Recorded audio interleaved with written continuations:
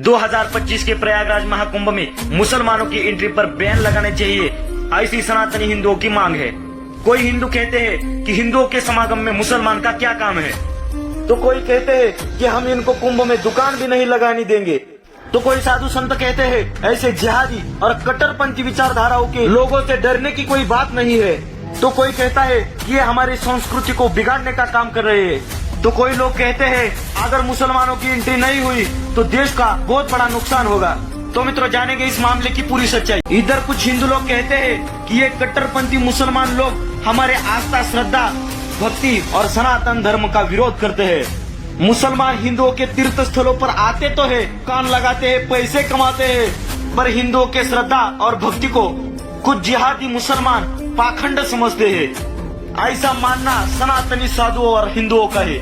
लाखों करोड़ों सनातनियों का समाज और चारों तरफ भगवाधारी साधु संत, सभी तरफ भगवान के नाम का जय घोष।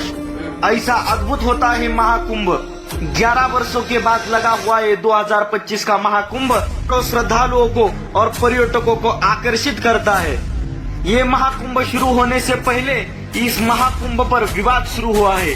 कई साधु संत कह रहे हैं इनका हमारे कुंभ में क्या काम है, और मित्रों, बागेश्वर धाम के पीठाधीश्वर धीरेन्द्र कृष्ण शास्त्री भी कह रहे हैं मेरे अंगना में तुम्हारा क्या काम है।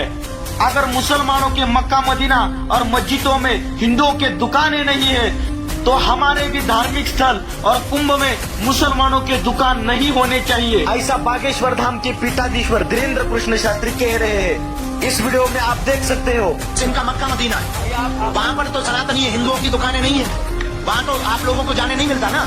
वहाँ भगवान के कपड़े भी मक्का मदीना में प्रवेश नहीं कर सकते पहनकर, रोक है उस पर। तो फिर मेरे अंगने में तुम्हारा क्या क्या? जब मुसलमानों का कोई त्योहार होता है, जब मक्का मदीना में कोई त्योहार होता है, तो वहाँ हिंदुओं का जाना मना होता है, वहाँ पर बैन होती है। मक्का मदीना में तो हिंदुओं पर बैन है, वहाँ पर भगवा रंग का कपड़ा पहनकर कोई भी नहीं जा सकता, बैन है उस पर।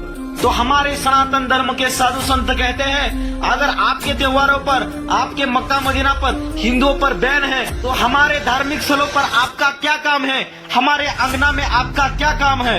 अगर ये लोग हमारे भगवान को नहीं मानते, हमारी श्रद्धा संस्कृति को नहीं जानते, तो इन लोगों का हमारे त्योहारों में, हमारे महाकुंभ में क्या काम है, ऐसे हिंदू धर्म के साधु संत कह रहे हैं।